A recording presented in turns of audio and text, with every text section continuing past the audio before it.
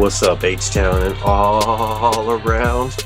Hey, you know what time it is? It's Noodle Time, episode 124. Exclusive dash episode today and tonight, whichever time you're listening or watching. I have Andres, the dynamic Foxtrot, with me. Been a minute, man. How was your little vacation? It sounds like you just took. Hey man, it was pretty good. I was just out of town for a little bit, kind of an impromptu vacation. You have to take some time off, and yeah, man, just glad to be back. And still a lot to talk about when it comes to Dash. A lot of news since we last spoke about them, Yep, and man, just looking forward to it. for sure. As he implied, we've got a lot to talk about today. Kind of go through it. We've got 4 player additions. We got the preseason rosters now set. The schedule has come out.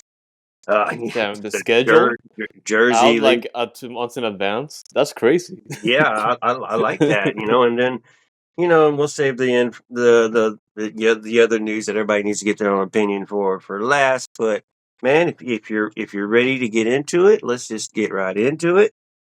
Fabrice Yes, sir. Gautrat is the new head coach, right? And finally, preseason has started. He's met the girls. They had their first practice. After the first practice was the press conference. We're recorded on Tuesday night here, so they've had 2 practices now. But after the first practice, he did his press conference. Only talked for 2 minutes, not even 2 minutes, I think it was. So it was quick. Kind of disappointing that there wasn't more of us media available to ask questions, but ask a couple questions. But prior to that, he did a thing with the Dash and posted on YouTube, and it's a message to the fans. So if you want to go ahead and play clip number 1 before we please, and we'll get into Of what he's got course. to say here. Clip number 1, I think also there's a lot of talent on the team, but I see a huge opportunity to build something special, to build a culture, to build a style of play, and to really elevate and diverse.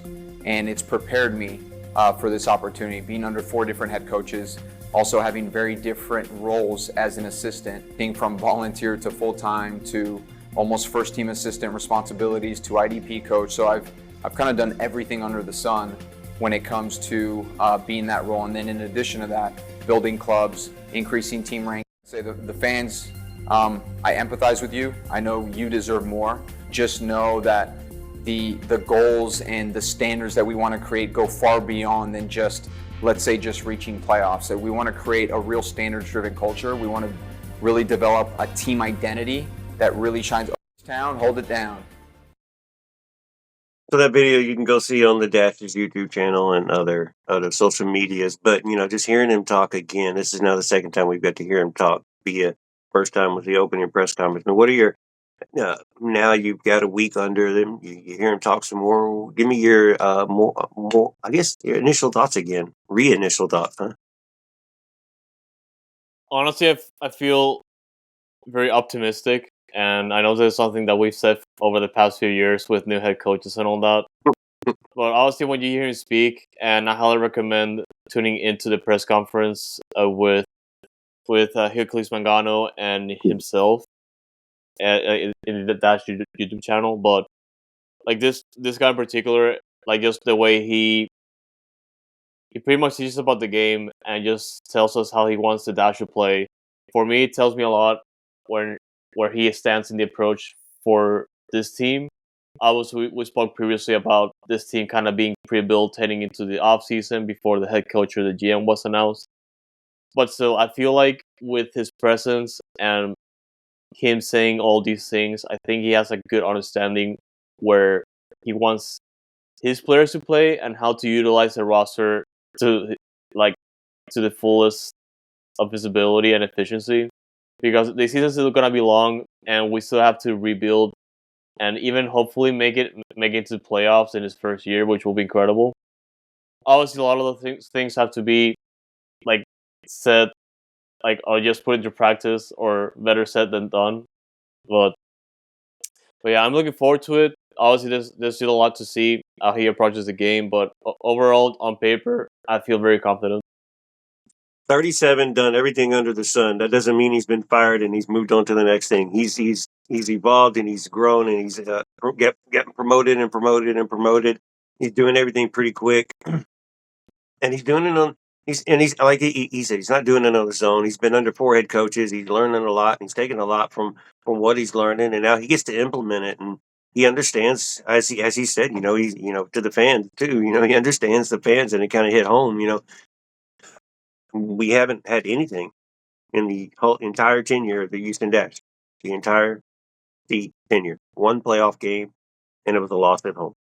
So he has a lot of work to do. Like you said, the roster was built, but he sounds like a man that he's a coach that you can believe in. So you're going to give him a chance. You're going to see what happens. But again, you have a lot to work with. A lot to work with, man. So Yeah. So right now, before we switch, you're kind of you're optimistic, but you're liking what you see. Yes, optimistic and slightly over the fence. Good. I like it. I think it'll work out. Let's just see it translate onto the field. How he's coaching the girls.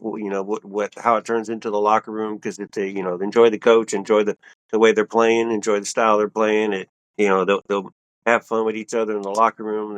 Have fun. You see them having fun in practice, but you don't see everything. You don't see everything behind the scenes, and every now and then you can still see clicks as well. So we'll see if we can get everybody on the same page, same team. But all right. So moving on, since the last time we talked, we've had 4 friggin' player additions as well. When we've been talking about for the past few episodes, we're running out of roster spots. So I don't know where they keep coming up from and where they keep popping up, but obviously, it's preseason still, so you don't have to, you can still play with your rosters. But man, first one is going to be Abby Smith. Is a goalkeeper, former Longhorn, is a player that we added. If you'll go ahead and play her clip number 2, give her a little highlight. Adriana! Abby Smith, what a save! Full stretch off the fingertips to keep the game level. Shot from distance. Smith got a piece. It was dipping. Great save by Smith here. Up there, headed. Save by Smith. That is an incredible save by Abby Smith.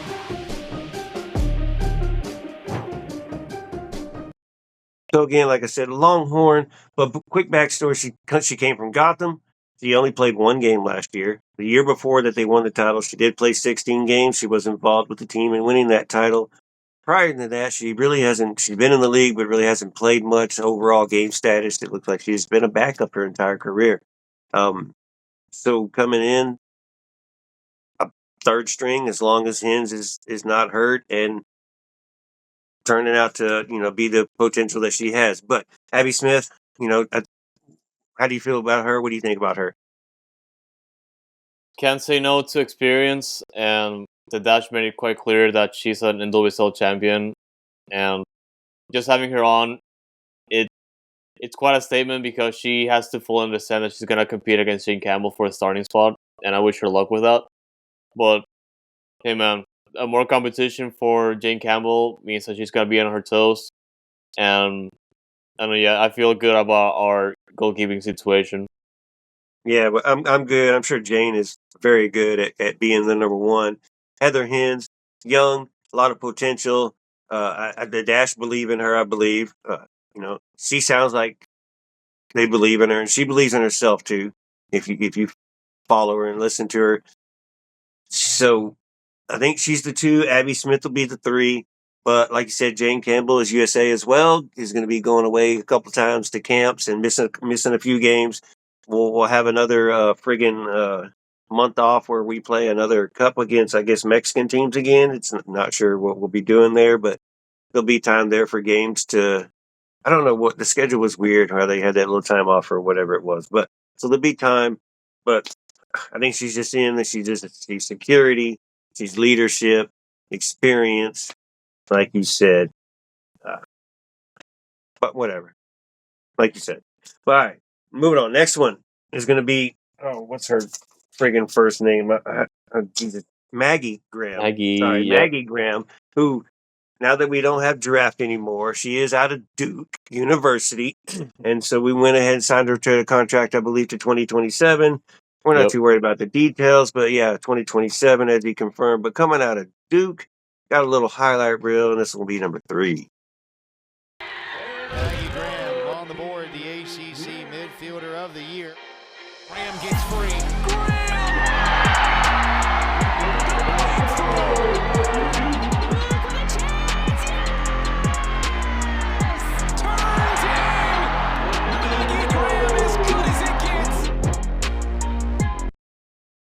So as you see from there, it looks like she plays with a lot of passion, man. But I'll let you get first on this one, man. Give me your thoughts on the signing of Maggie Graham. Yeah, man. First, the Lexi Missimo hype train has left the station. So sorry for your loss. But Well, since you segued to it real quick, I believe she's going to be signing with Dallas Trinity FC in the Women's USL League. So yeah, not only did that train leave the station, she stopped somewhere else, anyways. But yeah, I'll still support her and watch her. Maybe she'll be able to come to the dash at some point. But yeah, back to Maggie Graham. yeah, just to get back in the topic, obviously she looks like a very creative midfielder, and I like to see her get more opportunities in Houston. Obviously, she has to earn those here, but hopefully we get to see more of her. And in the we're probably going to see them in the competitions, like you said, whatever happens in the summer. But yeah, welcome on board, Maggie. She's a 5-year senior at Duke. She was a top player within all of college this last season. She played very well in the Cup. The Cup is like the entire tournament at the end, all the teams play for before you're, single elimination. Played very well. I believe scored 5 goals. So she's attacking midfielder. You saw the highlights from her right there was attacking and scoring goals. I mean, she doesn't look very big, but she plays a lot of passion. The keeper came out and tried to stop her on that one video, and she's just standing there like, I scored. So I like her mentality. It's something attacking that we desperately needed anyways. So I hope she fits. We definitely have to have depth. We were questioning depth to begin with, coming into all these re-signings and everything. So who's going to be the starters? Who's going to be the depth? When you put it all together, you're still missing depth. You're forced to starting people. So I don't know. What do you do? So I like what Maggie Graham can bring to the table. Like I said, Duke, it's been 5 years. You confirmed 2027. She understands her role too, coming in as a rookie as well, and she's a part. She believes in the plan. So I'm hoping that something exciting can come out of her. She's somebody that's going to come off the bench with a spark, with some passion. She gets a start here and there. We'll see how that if she can do it for 90 minutes and just be energy. You get a couple girls that bring that energy during the game. Well, here's one's going to bring it. Yeah, and I hope that's the case. Yeah, I hope that's the case too. I was gonna say that because we've already getting opportunities like that to some of the rookies last year, and it worked out for us.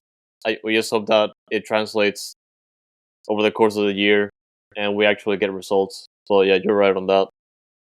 Yeah, I think we'll be fine with her. I think she's got a lot of potential, and she's a player. So, and she knows how to do it. And Duke's no joke. They play in a conference that get some games, and got North Carolina right there as well. So, ain't no friggin' joke. But good player. So we'll see. We'll see what happens for her. But she'll be on the team. She'll be on the bench. You'll get to see her play, and let's root her on. So moving on, we also found another midfielder, Danielle Colaprico. I'm sure she says it a little different, but Danielle Colaprico. Go ahead and just play her clip, and let's let people get introduced to her.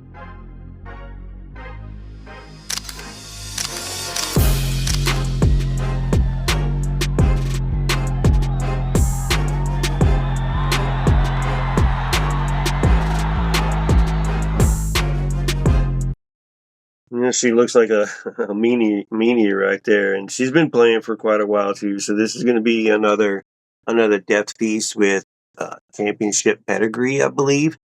If she can make the starting lineup, she'll just make a push. I don't know. What do you want to say about her, real quick? Honestly, when this was announced, I was extremely surprised because this is a midfielder that has a ton of experience in NWSL. She's technically a veteran at this point.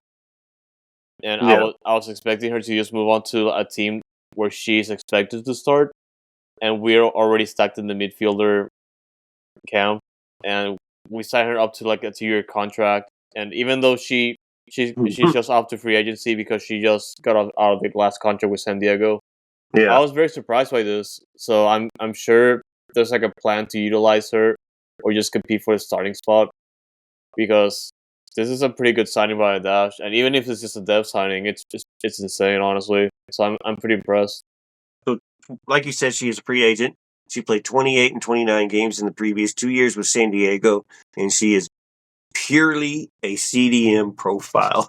when you look at her numbers and you look at all the interdits and everything and her stats, she is completely a CDM. So this is, you have Sophie Smith there that ain't got much left in the motor and is going to run out of gas here pretty soon. That this little beast here that's probably experienced as well, but got something left in the tank, obviously playing, over almost 60 games with San Diego over the past 2 years. So she could play for a starter. You don't know if Huntington Kim's going to start. You don't know if it's Sheehan's going to start. You don't know what's going on. This coach has got a lot to play with now. That's what it feels like. Feeling a little more confident, and I would like to be the coach just to get out there and just see these girls practice and how would I put this roster together? Because I'm intrigued and I'm curious, and then, some of the players that returning, Ryan Gary's, she's going to have to turn it up, or she's going to be left behind pretty quick with all these new players coming in, and so a lot of potential out there. So got to get it back, man. But Danielle Colaprico. There's going to be one more signing we need to go through. This one, Messiah Bright. We traded for her through Angel City. I believe it was just $100K with like a $50K incentive. For NWSL, that's kind of it's a decent price for a player. She is a striker. Sounds like she's solely a striker. So, Fox, I'll let you play the clip, and then when we come out of the clip, I'll let you go into your thoughts on her. Attacking Kennedy forward over the shoulder. Bright first time, and it's into the back of the net. 21 seconds in, and Messiah Bright hits for her first ever goal in an Angel City kit. It's game on, Saskia. And now Bright lifting the chin. Dipping the shoulder to get to the end line. Great job to chop it back on. She just sat her down. Going for the far side. It was deflected away. And also, and now back right in. I remember seeing that replay, and it's just insane how she almost lost the ball and just ended up making magic. And did it so calmly. She takes the shot here. She doesn't give up and just dunks it in over the top.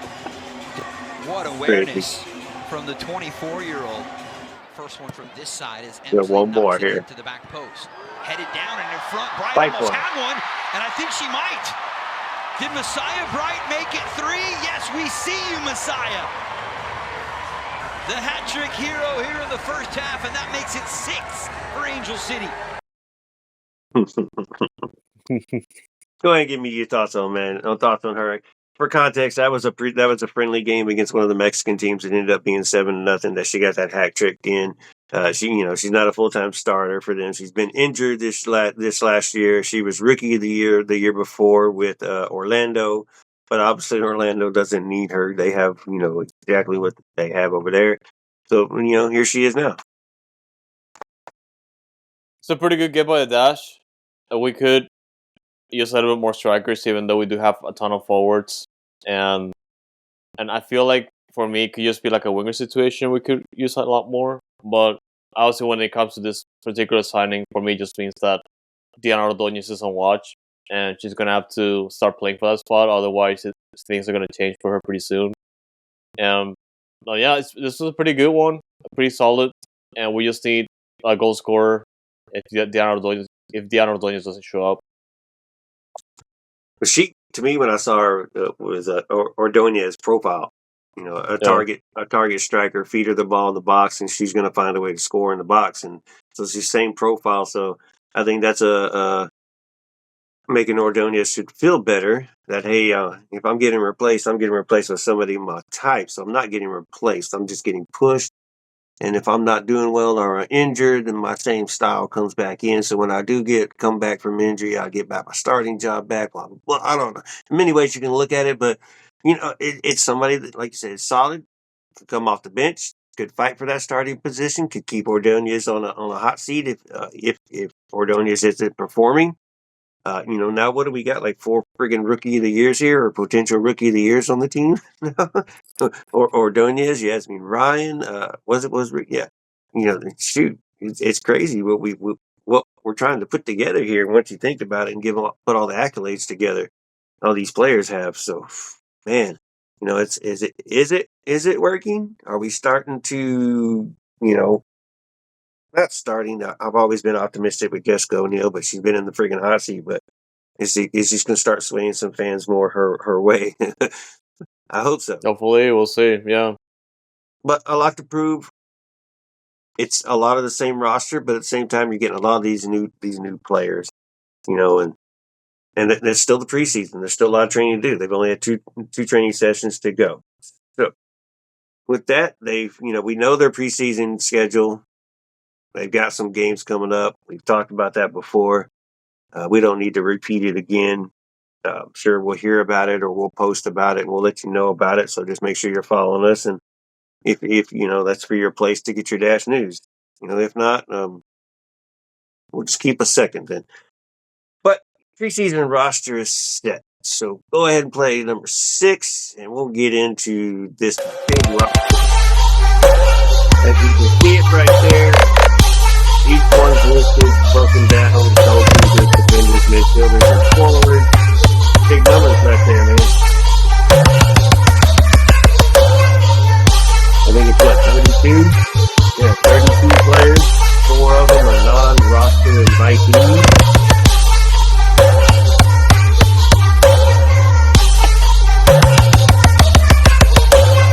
I guess I made that one a little bit too long, but yeah. Yeah, the music was a little bit dramatic, but yeah, it's pretty fun. Now I thought it was like 17 seconds, not freaking 32 seconds. But all right, whatever. So cool.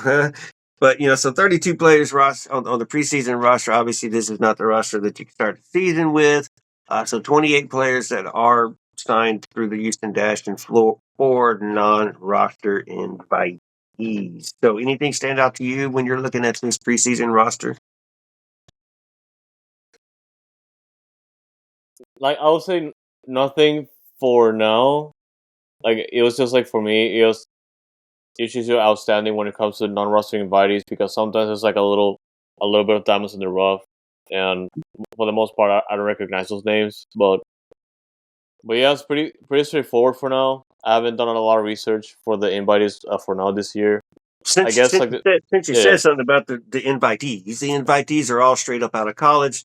They've all just graduated. I'll go through them for you. I'll even name them first and last name and tell you what college they come from. If you want to do further research on them, you, Fox, or the listener can do further research. If we hear something about them really having a good time in training camp, we'll start talking about them on future shows. But I think there are 1 keeper, 2 midfielders, and a forward. But I'll go through. The first one is Elizabeth Beardsley, or Beardsley. Depends on which one, what you want to call her. But she's a keeper, and she's out of Maryland. So, again, you want to do some research, go look. But as now, that'd be 4 keepers. So I think she would have some work to do. There is a practice squad, I believe, so she can make a practice squad, and not be a Dash player, but, maybe there'd be other options. There is another soccer league in the U.S. the women can go play for. But you never know. You may like the training.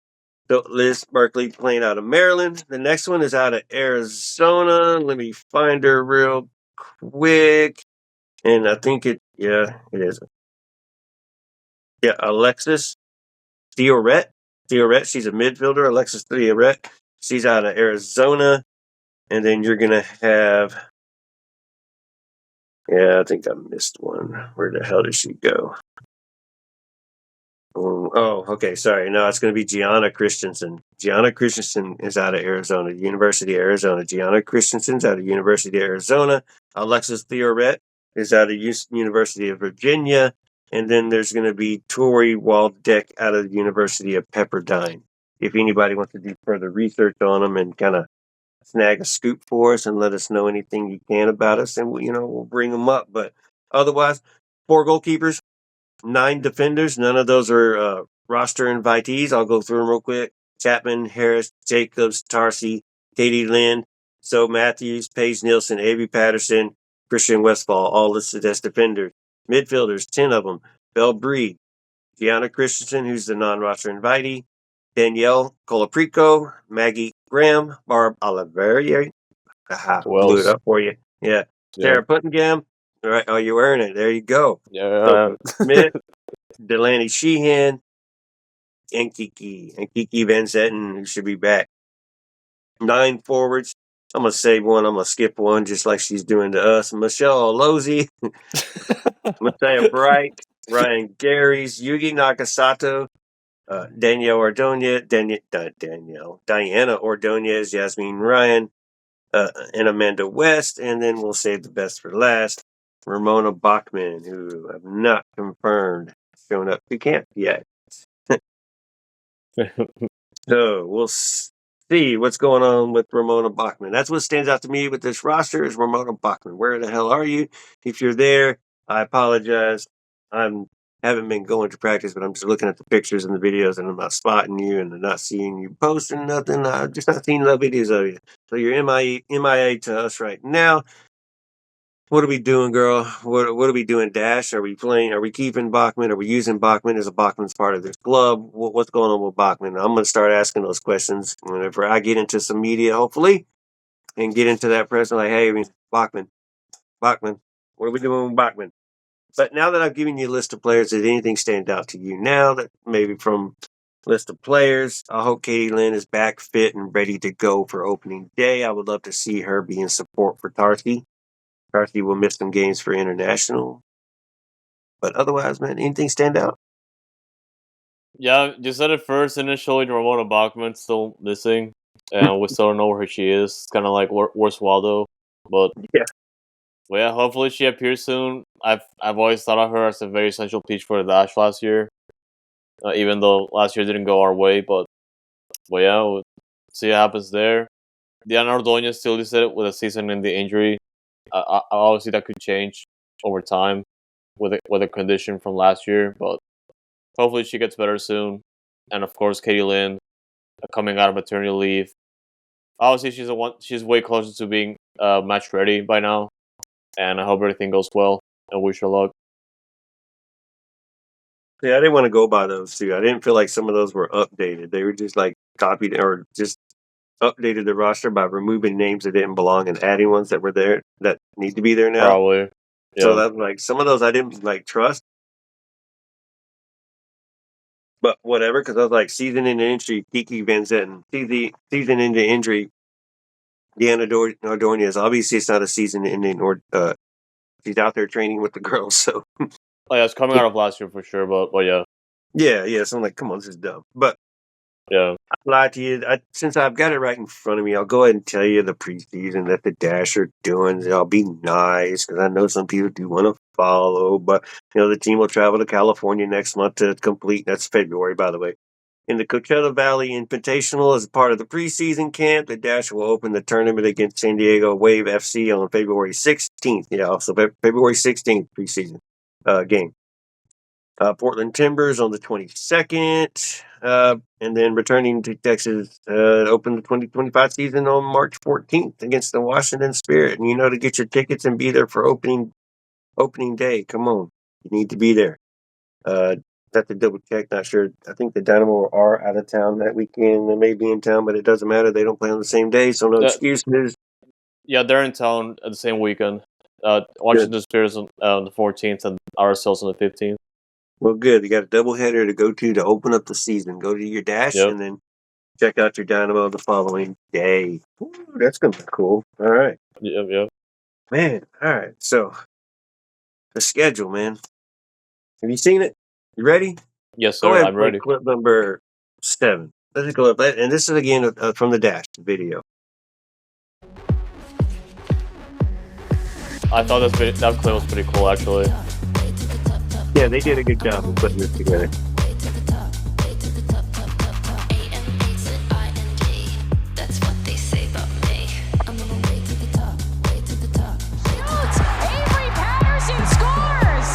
I hear that name a lot. Yeah.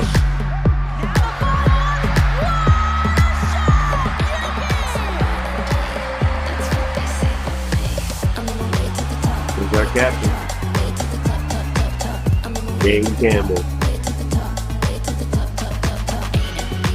Hey guys, if y'all don't watch this on YouTube, y'all listening to it, I know sometimes it's the only way to do it. Apologize. We do play some clips. We do listen videos. So, if you're watching, you're listening to us, and go back and watch us later and just see the clips if you haven't seen them. Some you have, I guarantee you have. Some you haven't. Some will be fun. Some are interesting. Some are just like, oh yeah. But otherwise, sorry for some of the pause that you're hearing the music in the background and not us talking. It's just us watching the video, so we're just not commentating over it. It's sometimes it is hard to hear each other talk while the music is playing. So. Boom. But the schedule, man. How about it? You said it already. It's out early, so good. It's out early. Get to plan my whole year now on how much traveling I get to do. Honestly, But looking at your that's like schedule, man, what caught your eye? for me. I feel like we're getting slightly more games on national TV, if I'm not mistaken.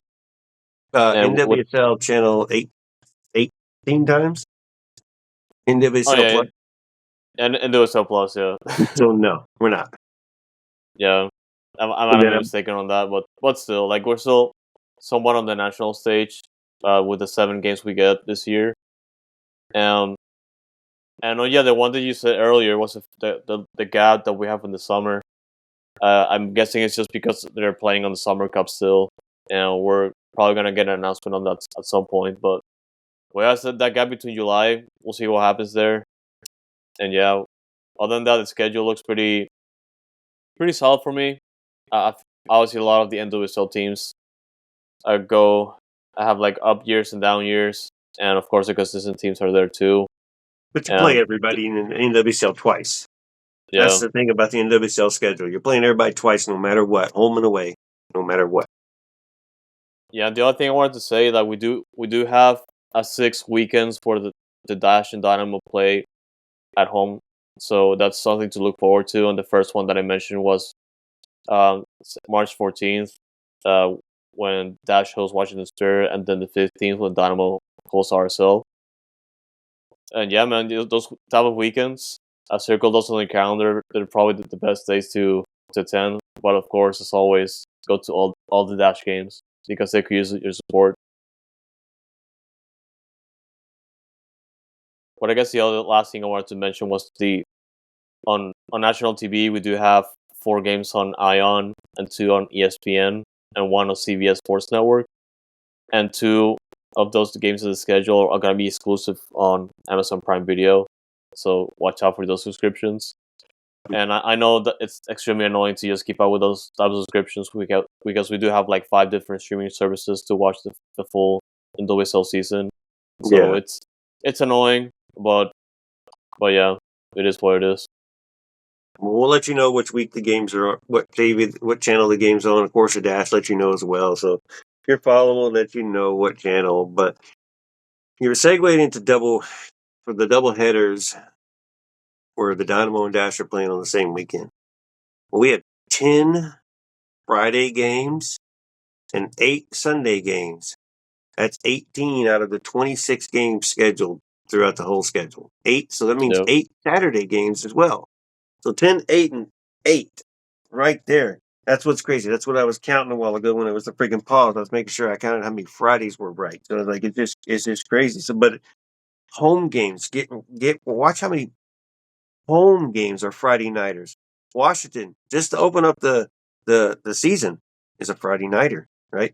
Gotham, Friday nighter. Utah, Friday nighter. Louisville, Friday nighter. Portland, Friday nighter. San Diego, Friday nighter. These are all home games. I haven't even got to road games yet. North Carolina, Friday nighter. Oh, at Louisville, all the way in August is our first Friday night road game. Chicago, Friday nighter. Orlando, Friday nighter. Oh, wait, that's 9 home games on Friday night, 1 on the road. That's crazy. And sorry, I made 9 Sunday games as well. 9 Sunday games. At Chicago, at Seattle. Okay, I'm good with those. That's fine. No issues there. At San Diego, I'm good with that one too. At Gotham, good with that one. Sunday. Seattle at home, 6 o'clock.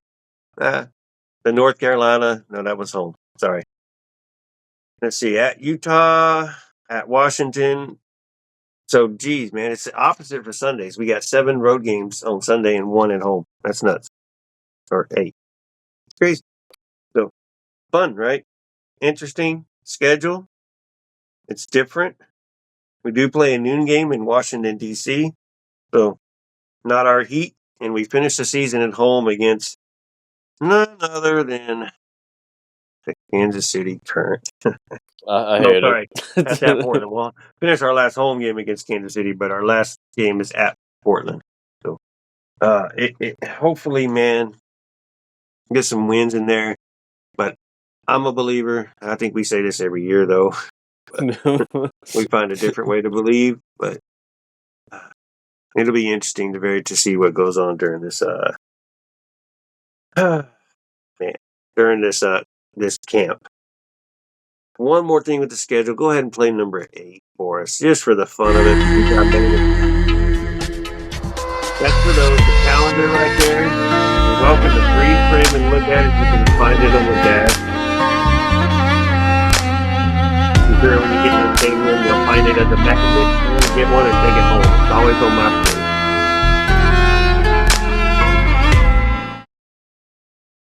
Yeah, that was fun. See the schedule.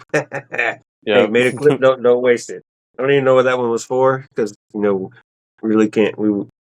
Hard to see sometimes too. But that's the schedule. Like we said, March 14th. So coming up pretty soon, and that's what game number 4 for the Dynamo. Lisa or 5? No, 4. I think it is 4. Yeah. Yeah. So we'll be in. We'll have a few home games, and the Dynamo will be coming back, so we'll be ready for it for that double weekend. So, like he said, we'll both be there. We'll be ready for it. Come find us you know where to find us. Just come find us. We'll interview you too. We'll get us halftime, before the game, after the game. Get us before we go down to the tunnel. Let's have a good one. But man, Dynamo leaked their jersey the other day. I'm sure everybody's heard. You know who else did? The Dash got footy headlined. Before we talk into it, before I get your thoughts on it, go ahead and play the clip. When the clip's done, give me your emotions. Yep. Ready or not? Ready or not? Ready or not? Here I come. Can't hide. Gonna find you and then yo. I play my enemies like a game of chess where I rest. No stress if you don't make sense. Man, more purple. I love it. It's sleek. I love it. Come on, man. What's your emotion? I don't think you love it. You're not into I'm it? gonna tell right now, the biggest surprise for me is the fact that in a matter of days, both jerseys for Dynamo and Dash got leaked, which it never happened before, and it's usually kept secret until the last day. And yeah, this jersey though, I'm gonna tell you right now, it's pretty slick. I'm gonna get it. I guess like the only downside is like I was expecting like more of the familiar colors, but at the same time, I'm guessing since we're going back to the Houston theme, kind of like the thing coming back from last year when it came to the Dynamo, they were probably applying that for it. But man, if you look at the jersey, you look at the crest, it's like the H, the Houston Dash H without the team name or anything like that. I feel like that was pretty cool. That's a good note. And yeah, I like it. I'm pretty stoked for this jersey, honestly. I'm curious what's going to be down here besides the H's, or what's on the shoulder or the sleeve. I mean, you can't tell what's on the sleeve, but yeah, man, I like it. That's going to be cool. So Jesus Christ, man, we got 2 jerseys to get this year that are a must. Yep. That's gonna hurt the wallet. Yeah, and you can't say, hey, I'll just get one next year, because next year you got an away Dynamo and a home Dash, and you're like, oh man, these are fire. I need to get these too. You can start going the replica way if you want. Yep. Save a little money, but yeah, these are just nice. So mine will be OSG 25 on the back, obviously for the season. But when I saw that was just okay. Yep, bring on the perp. I love it, bro. I love it. Yep. And I kind of like that little clip I made of the jersey. So ready or not, here it comes. Right. More purple. But man, let's move on, and as we move on to the end of the Dash episode, we got to get into some news that broke, and we're gonna interpret it with our opinion of what it means for us, how we interpreted it. I bet you me and Andres have different takes on this subject. So we'll start off. It's what the clip that he's going to play is just what you're going to have to read it. So if you want to pause the video if you're watching to read it, if you haven't seen it, maybe we'll get to post it on one of our profiles again so you can see it. But go ahead and play the clip number 10, the last clip of the day.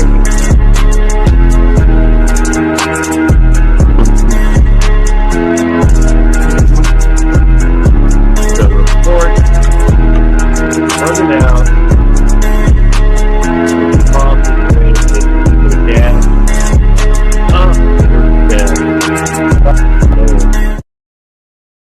But before I give my opinion and sway you to maybe change your mind, I want to hear your opinion first on how you interpreted it. And if you want to give a little more context to what that actually said, you could probably read it a lot better than I can right now. To the readers, to the listeners. But yeah, go ahead, tell me, man. Honestly, for me, this was very surprising news because I was kind of expecting.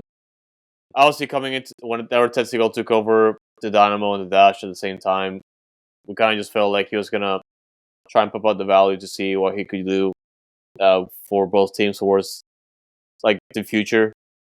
Of course, a lot of people believe like Tetsugo is gonna probably sell it after the World Cup or anything like that. Yeah, I think that includes stake on the Dash too.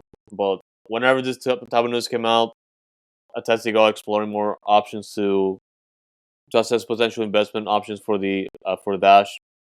For me, it told me a couple of things. Either he is assessing more opportunities to sell stakes on the Dash, or he's probably looking to get a new majority owner for the Dash.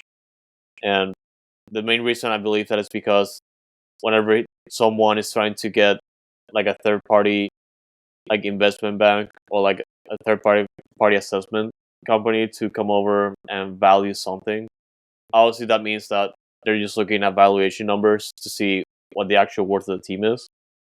And it could be one of those. I feel like, though, in my opinion, I believe this is more of a situation that Tetsugo wants to bring in more minority investment into the Dash. This is something that hasn't been done before for the Dash in particular. Of course, it's something that has been done with Dynamo already. And this means that potentially we could be seeing more money poured into the Dash to potentially get more players or get more investment into the club itself. And I hope that's the case. But yeah, that's how I feel about it. What was Tim Howard brought here for? That's what I thought. Like, it's been quiet. He's been on TV a lot, but of course, they're not going to tell us what he's doing behind the scenes, how much money he's putting in. But a face like that's a public face like that, could be telling us what he's doing with the team, how he's trying to improve this team, and what he's been doing. Right now, I don't know. Is he doing anything? And how are we supposed to know? I don't know, but I would expect to know something. Like, you are an owner. You may be a minority owner, but you're not a silent owner. So where's Tim Howard? Right. Like, it's kind of mysterious. So, I took it as selling stake or selling control. Control, and then is different than selling the stake. Control, you can keep stake or whatever, but you're whatever. But I think what he may be looking to do, if of course it could obviously stake more investment, it could be control, but someone where they can come in and pitch in their expertise and help out the Dash. with him still maintaining his stake of the team and ownership of the team. Because like you said, it's at least after the World Cup before you want to sell this team. What you paid for it and what you're going to be able to make for it, you're not selling it now. You wouldn't sell it now. You wouldn't sell it now. So I think this is something of a degree to improve the Houston Dash history and what it is to become in the future. And it's something that he wants to win and something that he wants to succeed and something that he wants to be a part of Houston and be a part of the community. So I think what it is the same thing he did with the Dynamo. Now he has time to do with the Dash, and you're starting to see some of that transition over on the Dash side of things. So I'm looking at it as a benefit to the club for this to come out and for him to say this and him to do this. I don't think we're losing him. We're not going nowhere. We're not being relocated. I think relocation's way off the market. Some other people may say so, but whatever. That's their opinion. They're not on the show tonight. We are. That's my opinion. I mean, you may have a different opinion. You may think it may be relocation, or relocation may be coming at some point. But I think it's a benefit. Like just the rumors about well, it's not even rumors. It's just speculation. Like just a speculation of like the team relocating. Obviously, the team has had like a bad history, but at the same time, we just had a new owner like 5 years ago almost. Things are changing. And obviously, more investment alongside Tetsuya goal is way more ideal, so that the team can succeed on the field now. And relocation, obviously, like the expansion fee, I believe he has like more than quadrupled in NWSL. So if you happen to find a stadium to put an NWSL team, make it a business, and do that instead of paying the expansion fee. I mean, good luck, but at the same time, it kind of feels like a wasted opportunity since we just have a new project starting over, like for the past couple months, and we're turning in the right direction. So that's why I feel like it's going to be more of a stake investment. Yeah, I think it's going to help us out, man. It is, and another thing that people thought may be relocation and everything because it is separate. The stakes are separate from the Dynamo and Shell Energy Stadium. So when you're buying into the Dash, you're not buying into the Dynamo. You're not buying into Shell Energy Stadium like Tim Howard did, I guess. So I guess Tim Howard bought into Ted Siegel. This person will be buying into the Houston Dash, and Ted Siegel will be pretty much buying into this investor, whoever it may be. But hopefully it is, yes, to improve the stake of the team. And maybe there's a clause, keep it in Houston. Keep it in Houston. You got to keep it in Houston. So there's a lot of opinions a lot of people can have out there. I'm really intrigued and curious as to what y'all listeners all think of this. And I really kind of want to hear what y'all think. So whatever platform you listen on, whatever platform you follow us on, whether it be X or Instagram, give us a comment and throw one at us when we post this episode, or go back to it and give us a comment on the episode and let us know what you think. What is your opinion? Are you worried? Are you concerned? Are you optimistic like us? Are you a believer? Are we going in the right direction? Are we just still going to be stagnant? And there's just too much at risk right now still, and not enough experience at the helm to prove us to be that optimistic. So, yeah, give us a comment, man. Andres, all that we just went through today, anything you want to add on to, or anything you would like to say regarding all this brand new news we just went through with the Dash? Man, 2025 looks like an insane year for the Dash. It could go south, but man, like we're still looking up after all this news, and we'll see what happens with the valuation. Yeah, we might not hear about that again over the next few months or even this year. So we'll see. Yeah, not now, especially season's getting ready to start. Preseason's obviously started, so yeah, now you think, wow, perfect timing, but when's good timing to really do that and say that and all that good stuff, as long as the team's not going nowhere, nothing's changing and all that good stuff, and announce it during the summer, who cares? Hey, brought in somebody to help. That's what they're here for. Then who cares when you do it? Anything else that you're going to scare the fans, then yeah, you better wait. Better wait till after Christmas, and then pull Right. the stockings down. And we'll hate you then. But right now, as far as Andres and me, I think we're both optimistic, and then we're riding the train with the dash right now. So Optimistic dash guys. yeah, optimistic dash guys. Maybe that's gonna be the name of the new series here. Yeah, Space City Dashers, man. But Space City I don't Dashers. know. So, guys, like I said, comment, question. Let us hear about it. From here on out, it's just preseason games and the roster being built, and we get to hopefully, I'm gonna try to put aside the the next couple of press conferences at 11 o'clock in the friggin' morning while I'm actually at my regular job. Try to find out, how the team's practicing and get a couple of extra questions in there. Try to be an extra media member in there, trying to get some questions answered. I think we got like 4 or 5 from the last press conference, and we weren't in attendance, and it was Bio City and a couple other people, and that was it, man. So I was kind of disappointed, but it is what it is. So that just means we got to do our job and try harder. But Andres, we're ready for the season, man. Give the people our socials. Tell them where to find us. Tell them what's up and what's going on with anything new in the dynamic Foxtrot network. Yeah, man. All preseason long and heading into a new season at Dynamic Foxtrot on Twitter, X, Instagram, and Blue Sky. That's where we're gonna see all of our updates, and also Noodle Tiempo, OSG's channel on Twitter and X, so you can see all of his updates on his end. Pretty useful resources when it comes to keeping up with the off season, since we're already underway with the preseason. And man, the season's just coming right out down the corner, so stay tuned with that. Also, whenever you listen to your podcasts, you can search Noodle Time. It's gonna pop out right there. And the podcast on video form, you're also gonna find it on YouTube. You only have to type in Foxtrot TV. You're gonna see our channel right away. And also Ghost TV, a good website to check out other soccer content creators like us, not just for Dynamo and Dash, but also around the soccer space. That's goals.tv spelled with a Z, so GOLZ.tv.